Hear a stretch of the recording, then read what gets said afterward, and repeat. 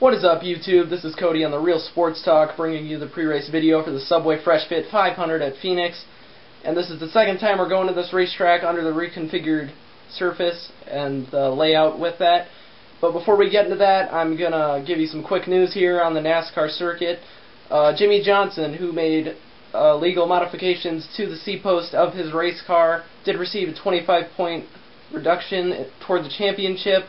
And that is substantial because that is 25 places on the racetrack in one race that he is getting taken away from him because of that illegal modification. And also his crew chief, Chad Canals, was banned for 6 races after Daytona. So he'll be without his normal crew chief. But last time this happened to Jimmie Johnson, Chad Canals got a suspension for however many races, I don't remember. But that was at the Daytona 500. And Darian Grubb took over as his crew chief, and Jimmie Johnson won the Daytona 500 and the race after that. So we'll see how this impacts Jimmie Johnson, and if he will have the success he had last time this happened, or if he will suffer from the absence of Chad Canals. And also, Penske announced that his race team was going to make the move to Ford from Dodge in 2013, and that is not good for Dodge, because the only Dodge left that races in the Sprint Cup Series is Robbie Gordon's Dodge, number 7, for Robbie Gordon Racing. And that's a team that is not running up front. It's not a successful team right now. Sometimes they're not even getting into races. And he was willing to sell his spot in the Daytona 500. So that's not good for Dodge, and this is right before they were getting set to unveil their 2013 car. So as far as Dodge goes in the Sprint Cup Series, this could be the death of them, or if they can find an up-and-coming race team, because just having one car that doesn't run well is not going to be good for Dodge, and they're not going to want to invest all this money in their race team if they're only going to get one car that's not even running well in the field. So they have to try to persuade someone to come to them and run their cars, or an up-and-coming team. Someone has to pick up the slack for Dodge, I guess you can say here, with Roger Penske's race team leaving Dodge for Ford. So Roger Penske is now going to race Fords. His race team is Brad Keselowski, AJ Allmendinger, and so that will be a move that will affect what we'll see on the racetrack in the future. As far as the race today, Elliott Sadler got his first nationwide win in over a year with that Richard Childress racing team that was Kevin Harvick's last year. And Kevin Harvick led most of the race, actually, but after having his championship hopes crushed last year at this track in the November race, Elliott Sadler did come away with the win. The second time on this repaved surface that we've seen these nationwide cars. And it was really a race where people weren't able to make passes, and Harvick led a lot of the race, and he was beat on pit strategy because cars in front of him either took 2 or 4 tires, or 2 or no tires when he took 4, and he dropped, I believe, back from 1st to 7th on the last exchange of pit stops, and he just couldn't get it back, and he ended up finishing in the 5th position. With this hard tire that Goodyear brought to Phoenix, it's not going to be easy for these guys to make passes as it was today. Also tomorrow, it's not.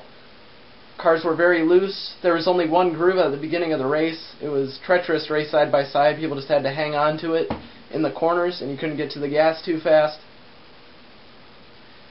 And there weren't that many cautions in this race, but if the new groove doesn't come in tomorrow and it's still a one-groove racetrack and it's very difficult to pass, I believe there could be a lot more cautions tomorrow with the race, especially toward the second half of the race, with it being longer than this race. Just lack of patience and frustration, because a lot of the times you'll have a situation where the car behind knows he's faster and he wants to get out front. He knows he'll pull away when he gets out in front of that car, if he gets out in front of that car.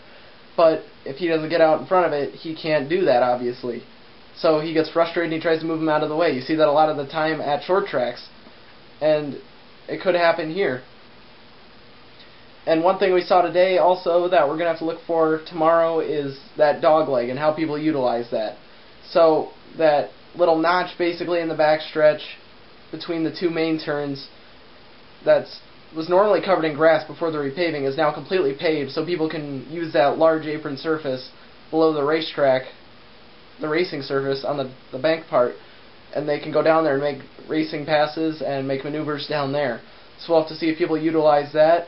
And Brad Keselowski tried to use a maneuver on the last lap to get around Elliott Sadler, but he couldn't quite do it, and he ended up in second position. So we're going to have to look out for that. And also another thing we're going to have to look out for is Kurt Busch.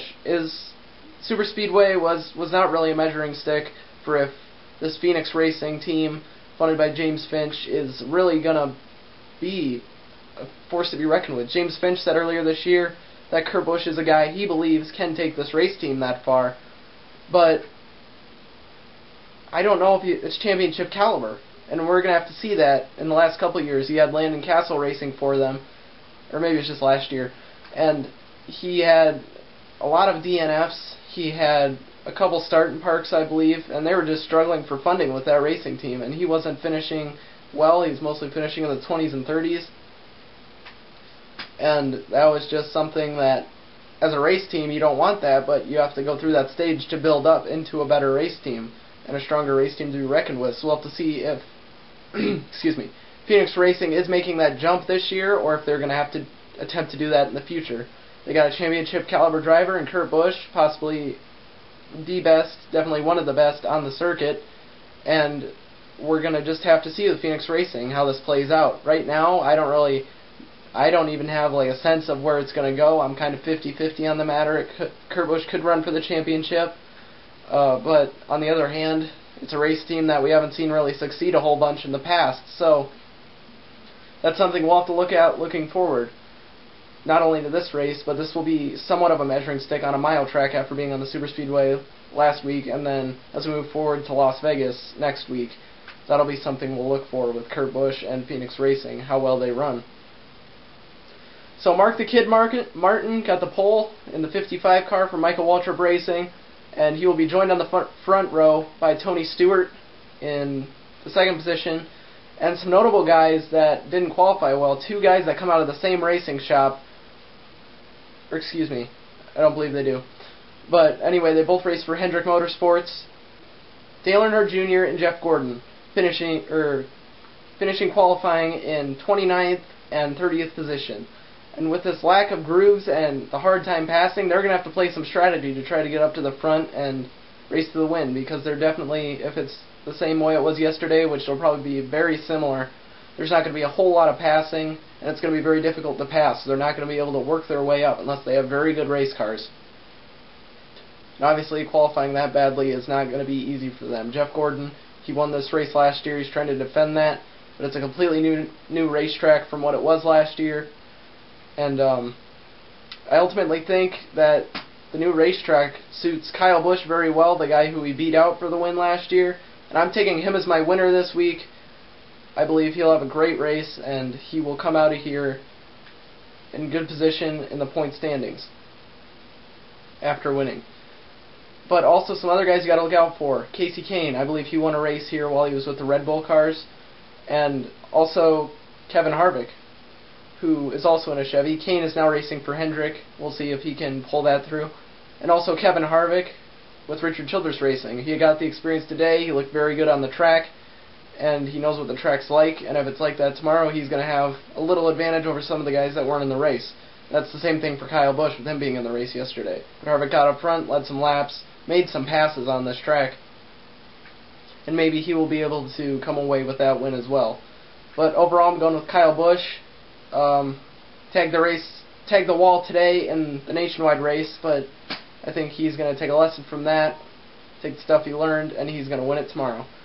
I'll have a video up for you right here on the Real Sports Talk, giving you the winner of the race and kind of my breakdown of the race after the conclusion of that. Hopefully we'll see some good racing tomorrow, and some grooves will come in, and we'll have some good racing for the finish.